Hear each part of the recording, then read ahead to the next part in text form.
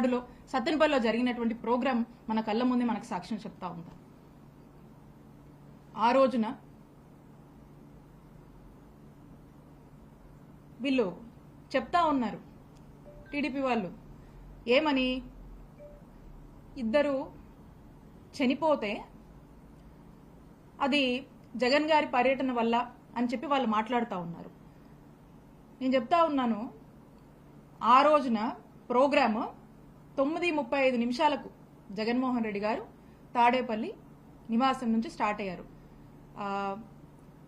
ఆ కార్యక్రమంలో జగన్మోహన్ రెడ్డి గారితో పాటు ఆ వెహికల్లో ట్రావెల్ అవ్వడం నా అదృష్టంగా నేను భావిస్తా ఉన్నాను. కాబట్టి స్వయంగా నేనే చూశాను.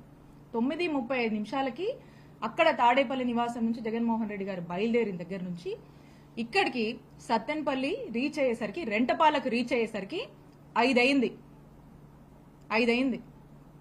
అంటే అక్కడి నుంచి ఇక్కడికి రావాలంటే ఒక్కసారి 7-8 గంటలు పట్టింది జగన్మోహన్ రెడ్డి గారు ఇక్కడికి రీచ్ అవ్వడానికి. దానికి కారణం ఏంటి? దానికి కారణం అక్కడ బయలుదేరిన దగ్గర నుంచి ఎక్కడికక్కడ జగన్మోహన్ రెడ్డి గారి మీద ఉన్నటువంటి ప్రేమతో, తన మీద ఉన్నటువంటి అభిమానాన్ని చాటుకునేందుకు జనం స్వచ్ఛందంగా ఎక్కడికక్కడికి వచ్చి జగన్మోహన్ రెడ్డి గారిని దగ్గరగా చూడాలి, వారు వస్తుంటే చూడాలి, వారికి మా మద్దతు తెలియజేయాలి అని చెప్పి పెద్ద ఎత్తున దారి పొడవునా జనం ఎక్కడికక్కడికి వస్తూ వారి యొక్క మద్దతును తెలియజేస్తూ వారందరినీ కలుసుకుంటూ జగన్మోహన్ రెడ్డి గారు ఇక్కడికి రీచ్ అయ్యేసరికి 5 అయింది. దీన్ని బట్టి ఆలోచన చేయండి, ఎంత పెద్ద ఎత్తున జగన్మోహన్ రెడ్డి గారికి ఆదరణ లభిస్తుంది. మరీ ముఖ్యంగా అక్క చెల్లెమ్మలైతే గతంలో జగన్మోహన్ రెడ్డి గారి ప్రభుత్వంలో వారికి అందినటువంటి సంక్షేమ ఫలాల వల్ల వాళ్ళ యొక్క కుటుంబంలో వాళ్ళు చాలా సంతోషంగా ఉన్నారు. ఆ యొక్క కృతజ్ఞతని తెలియజేయడానికి రోడ్డెక్కి జగన్మోహన్ రెడ్డి గారిని మహిళలు కూడా, అన్నా మీకు అండగా మేము ఉన్నాము, మీ టైంలో మాకు ఈ పథకాలు వచ్చినాయి, మేము చాలా సంతోషంగా ఉన్నాం, ఇప్పుడు మాకేమీ రావట్లేదు అని చెప్పి మహిళలు వచ్చి జగన్మోహన్ రెడ్డి గారితో చెప్తా ఉన్నారు.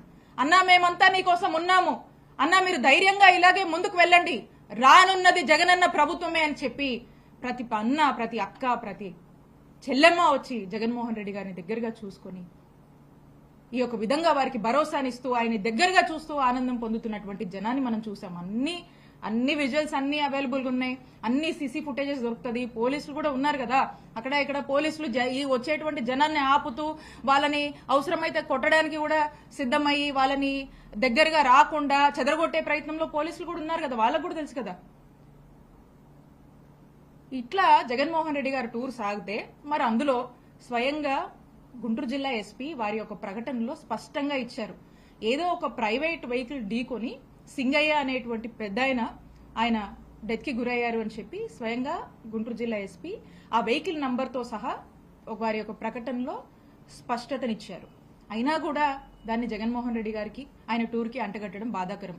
అప్పటికీ కూడా బాధ్యత గల వ్యక్తులుగా అక్కడున్నటువంటి మా గుంటూరు జిల్లాలో ఉన్నటువంటి నాయకులు, ఆ కాన్స్టిట్యున్సీ పత్తిపాడికి సంబంధించినటువంటి ఇన్ఛార్జ్ కూడా వారి దగ్గరికి వెళ్లి ఈరోజు ఫైనాన్షియల్ అసిస్టెన్స్ కూడా ఇచ్చి ఆ కుటుంబానికి అండగా ఉన్నారు. ఆ బాధ్యత మేము తీసుకున్నాం. అలానే సత్తెనపల్లిలో మేము రీచ్ అయ్యేసరికి సీసీటీవీ ఫుటేజ్ కూడా చాలా మంది చూశారు. అక్కడ ఒక యువకుడు 27 years సంబంధించినటువంటి ఆ యువకుడుకు సంబంధించి అతను ఒక షాప్ కింద అక్కడ కూర్చొని తనకి ఊపిరాడక కొంచెం బ్రీతింగ్ ప్రాబ్లం అయ్యి హార్ట్ అరెస్ట్ అయిపోయి అతను అక్కడ పడిపోయాడు. అక్కడ ఎంబటే నియరెస్ట్ హాస్పిటల్కి తీసుకువెళ్లేసరికి అతను చనిపోవడం జరిగింది. ఆ విషయం తెలుసుకుని అక్కడ కూడా ఆ కార్యక్రమం అయిపోయాక మాకు బాధ్యత ఉంది కాబట్టి మేము అక్కడ ఉన్నటువంటి ఆ ఇన్ఛార్జ్ ఆ అబ్బాయి జయవర్ధన్ రెడ్డి ఆ అబ్బాయి దగ్గరికి వెళ్లి వారి కుటుంబానికి భరోసానిచ్చి వాళ్ళని పరామర్శించి మేము రావడం జరిగింది. ఆ తర్వాత అక్కడ ఉన్నటువంటి ఆ ఇన్ఛార్జ్ సుధీర్ భార్గవ్ రెడ్డి గారు కూడా ఆ యొక్క అంత్యక్రియల కార్యక్రమంలో కూడా పాల్గొని వాళ్ళందరికీ కూడా ఫైనాన్షియల్ అసిస్టెన్స్ కూడా ప్రొవైడ్ చేయడం జరిగింది. ఎందుకంటే అది ఆ టైంలో అక్కడ జరిగింది కాబట్టి మేము క్యాన్వై రీచ్ అవ్వక ముందుకే ఇది జరిగి ఉంది కాబట్టి అయినప్పటికీ కూడా మేము బాధ్యతగా ఉన్నాం కాబట్టి ఆ బాధ్యత మేరకు ఆ కుటుంబాన్ని మేము పరామర్శించి రావడం జరిగింది. ఈ రోజున దీన్ని పట్టుకొని జగన్మోహన్ రెడ్డి గారికి ఇంత జనం వచ్చారు. వైఎస్ఆర్ కాంగ్రెస్ పార్టీకి పెద్ద ఎత్తున గ్రాఫ్ పెరుగుతుంది. ఎక్కడ చూసినా రాష్ట్రంలో నలుమూలల నుంచి ఎక్కడికి జగన్మోహన్ రెడ్డి గారు వెళ్లి అడుగుపెట్టినా అక్కడ ఆ ప్రాంత ప్రజల నుంచి వస్తున్నటువంటి రెస్పాన్స్ కానీ, పీపుల్ నుంచి జగన్మోహన్ రెడ్డి గారి మీద వాళ్ళు వ్యక్తపరుస్తున్నటువంటి నమ్మకం కావచ్చు. రీసెంట్ గా పొదిలి ప్రోగ్రామే ఒక రీసెంట్ టైమ్స్ లో పొదిల్ ప్రోగ్రామే చెప్పొచ్చు.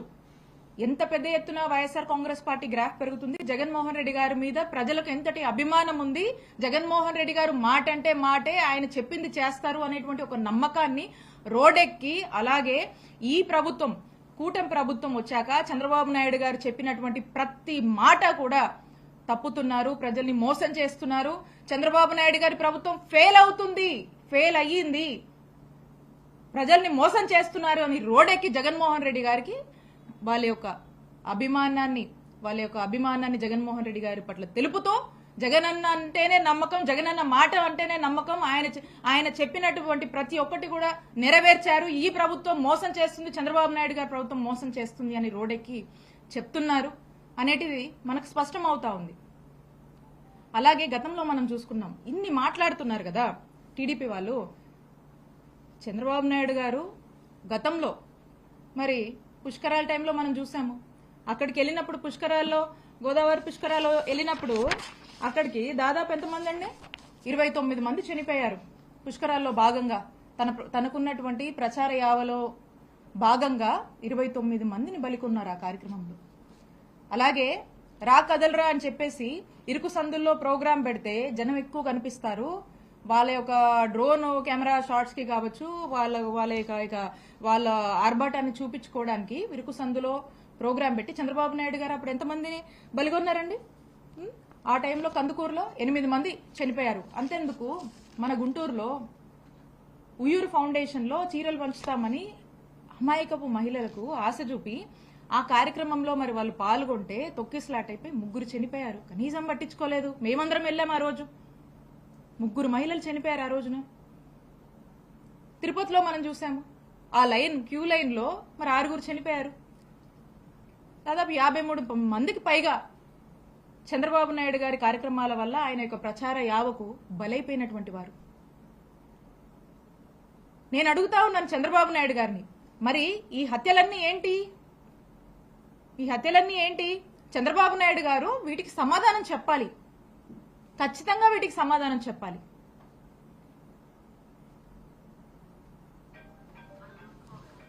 ఇలా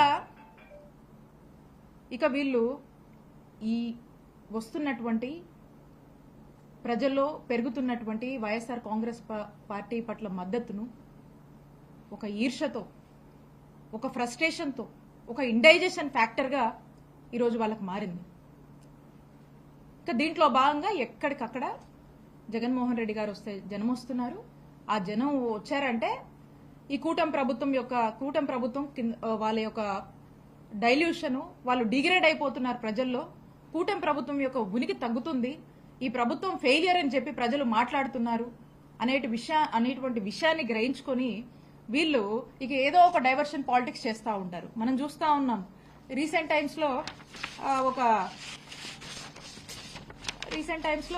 పెద్ద మనిషి మాట్లాడుతూ ఉన్నారు. ఎవరో పెద్ద మనిషి అంటే ఎవరో కాదు, చంద్రబాబు నాయుడు గారు మాట్లాడుతూ జగన్మోహన్ రెడ్డి గారిని భూస్థాపితం చేస్తారట, ఆయన చెయ్యాలని ఉందట. దాని గురించి చంద్రబాబు నాయుడు గారు మాట్లాడుతున్నారు. మరి ఏదైతే ఆయన మాట్లాడుతున్నారో ఆయన పార్టీకి సంబంధించినటువంటి లీడర్స్ రీసెంట్ గా చూసాం మనం, బుచ్చయ్య చౌదరి గారు, ఆయన ఏం మాట్లాడుతున్నారు? ఆయన కూడా అదే ఇంకేదో మాట్లాడుతున్నారు. ఆయనైతే అసలు ఏం మాట్లాడుతున్నారు మీరు? దీని లోతు మనకు అర్థమవుతా ఉంది. అంటే చంద్రబాబు నాయుడు గారు మా జగన్మోహన్ రెడ్డి గారిని భూస్థాపితం చేయాలి అని ఆయన మాట్లాడుతున్నారు. ఆయన పార్టీ నాయకులు కూడా ఆ మాటల్ని ఇంకొంచెం పెంచి మాట్లాడుతూ ఉన్నారు. అంటే దీని వెనకాల ఒక పెద్ద కుట్ర నడుస్తుందని మనకు స్పష్టమవుతా ఉంది. ఒక కుట్రకు తెరలేపుతున్నారు. ఎందుకంటే ప్రజల్లో వస్తున్నటువంటి ఆదరణ, ప్రజల్లో కూటమి ప్రభుత్వం పైన చంద్రబాబు నాయుడు గారి నాయకత్వం మీద వస్తున్నటువంటి వ్యతిరేకతను వాళ్ళు మంచి చేసుకునే దాని మీద లేక జగన్మోహన్ రెడ్డి గారిని, మా పార్టీని ఏదో భూస్థాపితం చేయాలని మాట్లాడుతూ ఉన్నారు. అంటే ఇలాంటి ఒక కుట్రకు తెరలేపి జగన్మోహన్ రెడ్డి గారు లేకుండా చేయాలి అనేటువంటి ఒక ప్రయత్నము, ఒక వాళ్ళల్లో ఉన్నటువంటి ఒక రాక్షస కోరికలు అనేది వాళ్ళ యొక్క మాటల్లో వ్యక్తపరుస్తూ ఉన్నారు.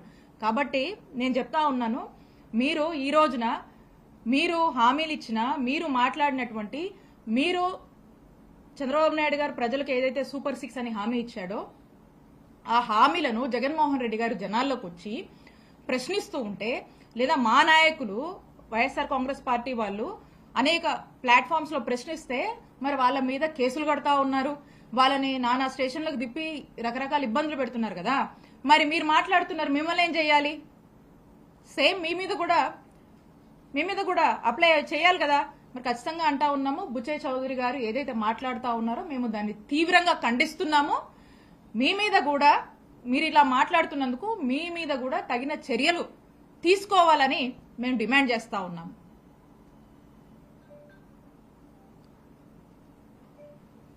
ఇందాక నేను మాట్లాడినట్టు పల్నాడు జిల్లాలో పెద్ద ఎత్తున ఈ కార్యక్రమం సక్సెస్ అయితే పార్టిసిపేట్ చేసిన అందరి మీద కూడా ఇక్కడ ఉన్నటువంటి పోలీసులు కేసులు కట్టారు. పార్టిసిపేట్ చేసినటువంటి ప్రతి ఒక్కరి మీద కేసులు కట్టారు. అంటే మా నాయకుడు వస్తే ఆ కార్యక్రమంలో మేము పార్టిసిపేట్ చేయడం తప్ప? ఆ కార్యక్రమం ఏం కార్యక్రమం అండి?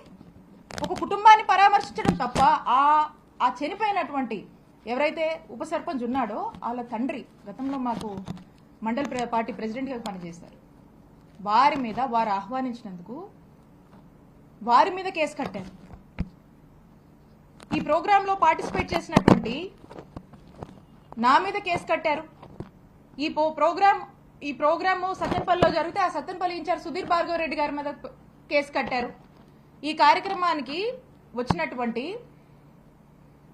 అప్పిరెడ్డి గారి మీద కేసు కట్టారు, తలసిల్ రఘురామ్ గారి మీద కేసు కట్టారు, కాస్ మహేష్ రెడ్డి గారి మీద కేసు కట్టారు, బొల్ల బ్రహ్మనాయుడు గారి మీద కేసు కట్టారు, దేవినేని అవినాష్ మీద కేసు కట్టారు, నంబూరు శంకర్రావు గారి మీద కేసు కట్టారు, అనాబతున్ శివస్థ ఆయన మీద కట్టారు, అంబటి మురళి గారి మీద కట్టారు, అంబటి రాంబాబు గారి మీద కట్టారు, పేర్ని నాని గారి మీద కట్టారు, అలాగే పార్టిసిపేట్ చేసినటువంటి నాగార్జున యాదవ్ మీద కూడా కట్టారు. ఇలా దాదాపుగా ఆ కార్యక్రమంలో పార్టిసిపేట్ చేసినటువంటి అందరి మీద కూడా కేసులు నమోదు చేశారు. ఇంకా అండ్ అదర్స్ అంటున్నారు. మరి ఇంకెంతమంది ఉన్నారో అది కూడా మనం చూడాల్సినటువంటి అవసరం ఉంది. కాబట్టి నేను ఒకటే చెప్తా ఉన్నాను, మీరు ఇలా మా మీద కేసులు కట్టి మా కార్యకర్తల్ని కార్యక్రమానికి రావద్దని మీరు ఎన్ని నోటీసులు ఇచ్చినా మీ ప్రయత్నాలన్నీ కూడా విఫలమైనాయి. పెద్ద ఎత్తున ఈ కార్యక్రమం సక్సెస్ అయింది. ప్రజల మనసుల్లో, ప్రజల గుండెల్లో జగన్మోహన్ రెడ్డి గారి మీద అభిమానం ఉంది. మీరు పోలీస్ ఆంక్షలతో మీరేవో కాగితాలు పేపర్లు ఏవో ఇవ్వచ్చేమో, కానీ ఈ అభిమానాన్ని, ప్రజల గుండెల్లో జగన్మోహన్ రెడ్డి గారి మీద ఉన్నటువంటి ప్రేమని మీరు ఆపలేరు. మా మీద కేసులు పెట్టి మమ్మల్ని ఆపాలనుకుంటున్నారా? మమ్మల్ని మీరు ఆపలేరు. ఇవి కాదు, ఇంకెన్నైనా పెట్టుకోండి. జగన్మోహన్ రెడ్డి గారి నాయకత్వంలో మేమందరం పనిచేయడము మా అదృష్టంగా భావిస్తాము. జగన్మోహన్ రెడ్డి గారికి సంబంధించి, ఆయన యొక్క ప్రోగ్రామ్స్ కి సంబంధించి కానీ, లేదా మేము ఇక్కడ యాక్టివ్గా ఉన్నామని మా మీద ఏ కేసులు పెట్టినా కూడా మా యొక్క పోరాటం, మా యొక్క ప్రయత్నము, ప్రజల్ని మేము రిప్రజెంట్ చేయడము, ప్రజలకు ఏదైనా సమస్య వస్తే వాయిస్ ఫర్ ద వాయిస్లెస్ గా మేము ఖచ్చితంగా ఉంటాము. మీరు ఎన్ని ఇబ్బందులు పెట్టినా మమ్మల్ని ఆపలేరు, అడ్డుకోలేరు. మీరు ఎన్ని అడ్డంకులు క్రియేట్ చేస్తే ఇంకా బలంగా మేము నిలబడతాము, ముందుకు వెళ్తాము అని తెలియజేసుకుంటూ చివరిగా మీరు ఏదైతే ఆంక్షలో ఇంకోటో మీరు విధిస్తున్నారో, మీరు చేస్తున్నారో, క్లియర్గా కూడా మీ అడ్మినిస్ట్రేషన్ ఫెయిలియర్, మీ యొక్క అడ్మినిస్ట్రేషన్ ఫెయిల్ అయింది. కాబట్టి దాన్ని కప్పిపుచ్చుకునేందుకు మా మీద ఇవన్నీ కూడా ఈ కేసులు కట్టడం కావచ్చు, లేదా ఇంకోటి కావచ్చు, మీరు మా మీద అన్ని వేస్తున్నారు. కానీ ప్రజలు ఒకరు స్పష్టంగా గమనిస్తున్నారు. ఖచ్చితంగా కూటమి ప్రభుత్వం యొక్క పాలన, చంద్రబాబు నాయుడు గారు ఇచ్చినటువంటి హామీలు నెరవేర్చట్లేదు. కూటమి ప్రభుత్వం యొక్క పాలన ఫేడ్ అవుట్ అయింది. ఇది ఒక ఫెయిలియర్ గవర్నమెంట్ గా ముద్రేసుకుంటుందని ప్రజలు రియలైజ్ అయ్యారు. దానికి తగ్గట్టే ముందు కూడా పరిణామాలు ఉంటాయి. ప్రజలు అన్ని గమనిస్తున్నారని తెలియజేసుకుంటున్నాం.